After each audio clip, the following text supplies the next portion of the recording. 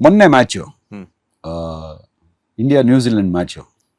India New Zealand world cup world cup ಅವತ್ತಿನ ದಿನ 3 days. Match start ಆಗಿದೆ. ಹ್ಮ್.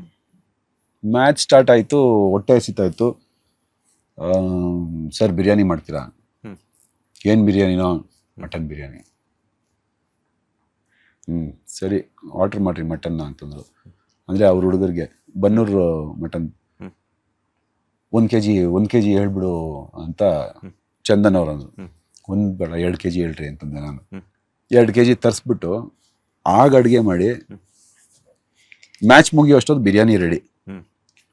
The best biryani. ಹೌದು. ಅಂದರೆ ಇವಳು ಅಡುಗೆ ಮಾಡೋದು ನನಗೆ ಸಖತ್ ಇಷ್ಟ.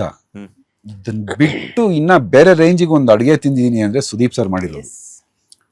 ಆ ಸ್ಮೆಲ್ ಆಗಲಿ, ನಾನು ಹೇಳಿದ್ನಲ್ಲ ಅವ್ರು ಅಡುಗೆ ಮಾಡ್ತಿದ್ದಾರೆ ಅಂದರೆ ಸ್ಮೆಲ್ ಇಲ್ಲಿಗೆ ಬರುತ್ತೆ. ಸಖತ್ತಾಗಿರುತ್ತೆ. ಅವ್ರ ಬಿರಿಯಾನಿಗಳಂತೂ ನೆಕ್ಸ್ಟ್ ಲೆವೆಲ್ಲು. ಆ್ಯಂಡ್ ಯಾವುದೇ ಹೆಣ್ಮಕ್ಳಾಗಲಿ ಫ್ಯಾಮ್ಲೀಸ್ ಹೋಗ್ತೀವಲ್ಲ, the most safest place Yes. Sudeep sir ಮನೆ.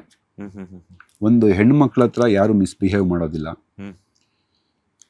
ನಾವು ಎಲ್ಲಿರ್ತೀವಿ, ಅವ್ರ ಮನೆ ದೊಡ್ಡದು, 1st floor 2nd floor 3rd floor, ಎಲ್ಲ ಫ್ಲೋರ್ನಲ್ಲೂ ಓಡಾಡ್ತಿರ್ತೀವಿ.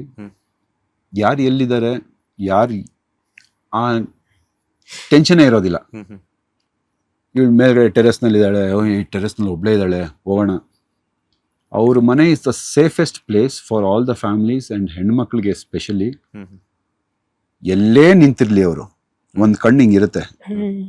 ಫ್ಯಾಮಿಲೀಸ್ ಜೊತೆ ಹೆಂಗೆ ಬಿಹೇವ್ ಮಾಡ್ತಾವ್ರೆ, ಯಾರಾದ್ರು ಹುಡುಗರು ಬಂದಿದ್ರೆ ಹೇಗೆ ಬಿಹೇವ್ ಮಾಡ್ತಾವ್ರೆ, ಯಾರಾದ್ರು ಮಿಸ್ಬಿಹೇವ್ ಮಾಡ್ತಾವ್ರ ಒಬ್ರ ಮೇಲೆ, ಇಲ್ಲ ಏನಾದರೂ ಈ ಚೀಪಾಗಿ ಏನಾದ್ರು ಆಡ್ತಾ ಇದಾರೆ, ಇಲ್ಲಿ ಮಾತಾಡ್ತಾ ಇರ್ತಾರೆ, ಇಲ್ಲಿ ಮಾತಾಡ್ತಿರ್ತಾರೆ, ಹಿಂಗೆ ನೋಡ್ತಾ ಇರ್ತಾರೆ, ಎಲ್ಲಾನು ಅಬ್ಸರ್ವ್ ಮಾಡ್ತಿರ್ತಾರೆ.